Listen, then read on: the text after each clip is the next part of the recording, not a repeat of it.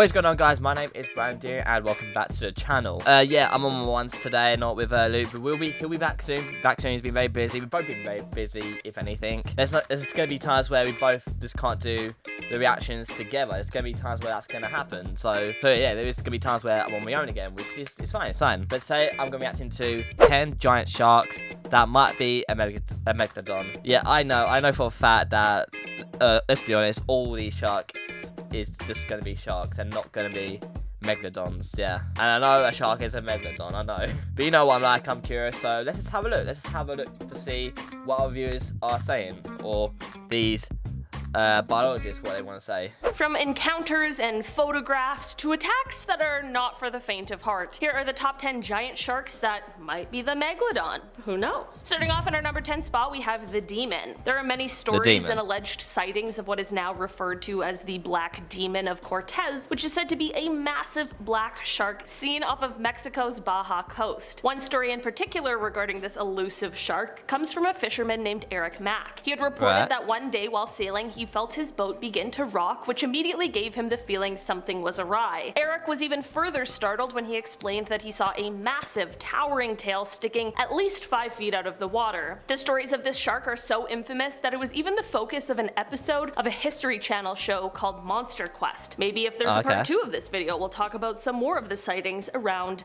the Demon. In our number 9 spot today, we have the prehistoric monster. Back in 1959, a fisherman named Tex Geddes and his friend James Gavin were boating somewhere just off of the coast of Scotland. It is said that during their time out to sea, they encountered a sea monster that neither of them had ever seen before. They described its head as being sort of turtle-shaped, and that it was a quote hellish monster of prehistoric times, and said that it was breathing heavily through a quote large red gash of a mouth. I think it's important to bring up that we actually don't really know what Megalodons look like. We only have some fossils, jaws, spines, teeth. It doesn't really leave us that much to work with. While it isn't quite clear what these two men saw for sure, and it's likely that we'll never know, whatever it was definitely wasn't just the average sea creature. So they basically just referred the shark to a picture of the legendary Loch Ness monster. Like, what?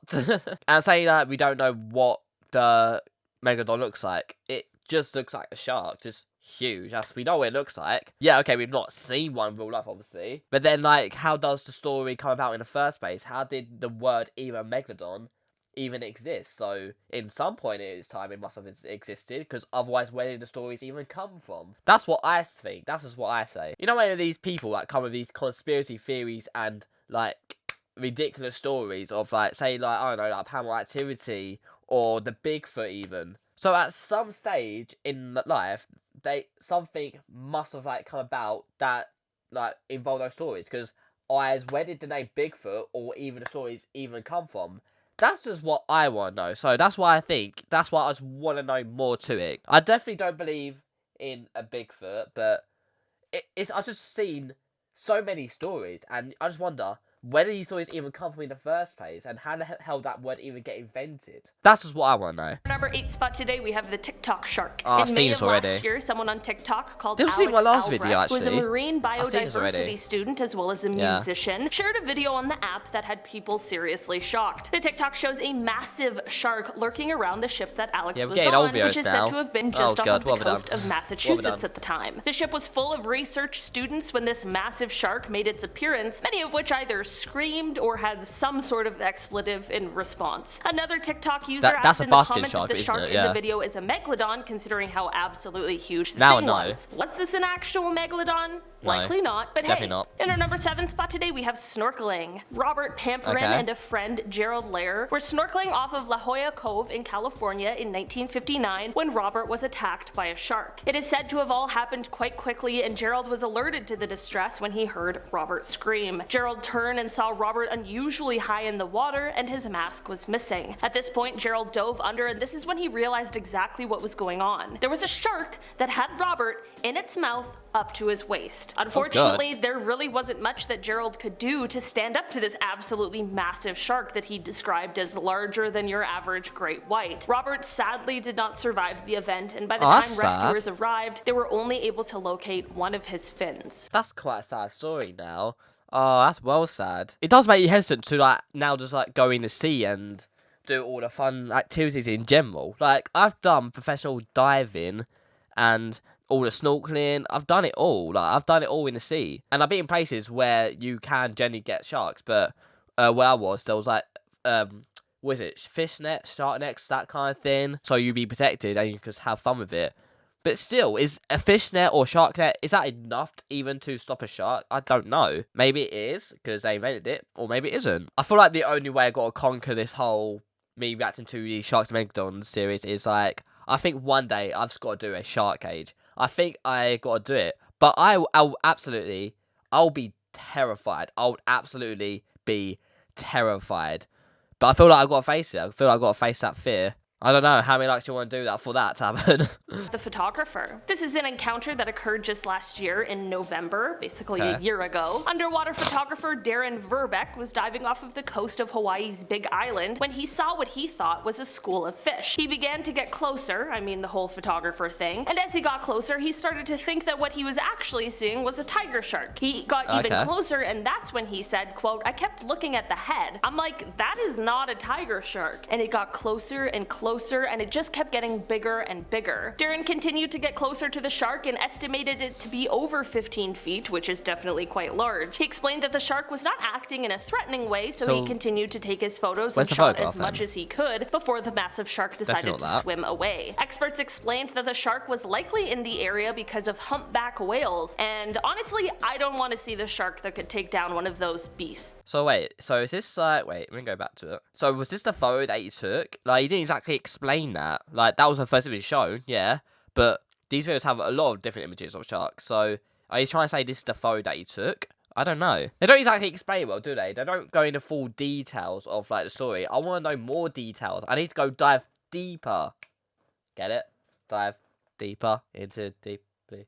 Yeah, anyway. Number 5 spot today, we have Deep speaking Blue. of Deep Blue. This shark is, in fact, not a Megladon. What a coincidence. I'll just be honest about that. But it definitely is a more modern contender. Deep Blue is the name of a great white shark who is most definitely one of the largest ever recorded, at least in our lifetime. This colossal monster is the largest great white shark ever caught on camera by scientists. She is measured to be 20 feet long, 8 feet high, and about 2.5 tons. And while this isn't all of that huge compared to her massive prehistoric cousin, it certainly is no small feat. Rumors of her existence have been spread since as far back as the 1990s, but it wasn't until 2014 that she was officially caught on camera and documented. Researchers at the time were in the midst of studying tiger sharks, but she made her grand appearance after scavenging some food from a sperm whale carcass nearby. In our number 4 spot today, we have the USS Indianapolis. This is a story that has been considered the worst shark attack in history, which is definitely a horrific thing to think about. In 1945, the USS Indianapolis was an unescorted US warship that was sailing in the Pacific when it was struck by a Japanese torpedo. This had no problem tearing the ship in two, which then meant that 900 sailors were now floating in the ocean waiting for rescue. Over the next 5 days, nearly 600 men lost their lives due to shark attacks. That's either a group of sharks or a few very large, very hungry ones. From the survivors' accounts of what happened over the course of those days, it seemed like an absolutely nightmare situation. This is exactly why it has gone on to be called one of the worst shark attacks in history. I wonder how quick it takes a shark to kill a person, or like a whole group of people. I want to know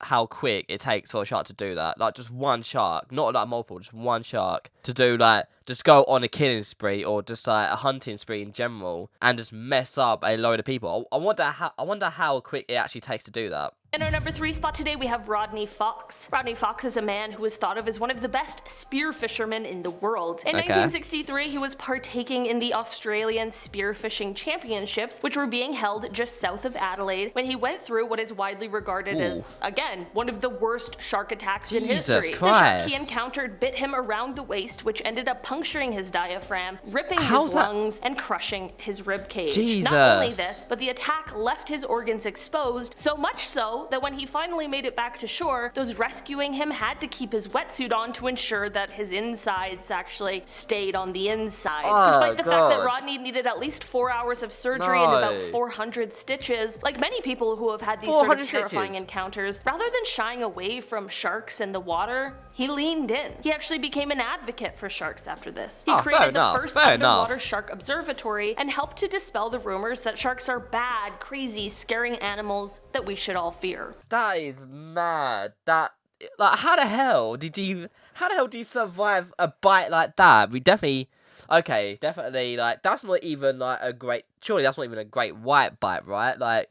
that's a small-ass bite. Like, if that was a Megalodon, your whole body's gone. Just like a Megalodon could eat, like, how many people could that eat? A Megalodon could probably fit, like, at least, like, 20 people in one, like, bite, maybe. Or is that too much? Is that too much of a statement? Okay, let's go 10. Let's just go 10 to be safe. But surviving a bite like that and just getting 400 stitches, bro, fair play to the guy who survived that. That's a good story to tell to your grandkids. Don't tell them that. They're going to get nightmares, yeah. At our number 2 spot today, we have the Jersey Shore. Back in 1916, during the summer season, there were 5 different shark attacks that occurred over the span of 10 days that ended up in the deaths of 4 people. This wasn't something that had been seen before in the area, which of course left people speculating as to why this was happening. There was a heat wave in the area during the time, which likely led to more people being out, enjoying summertime sort of activities, and maybe this attracted the shark, but in the end, no one knows for sure because no one even knows what kind of shark is responsible for the attacks in the first place. Luckily, this didn't go on to become a continuous trend, and whatever shark this was, it went on its merry way or perhaps found another source of food, but this series of attacks definitely kept the public on edge for the weeks and months surrounding. In our number 1 spot today, we have Watson and the Shark.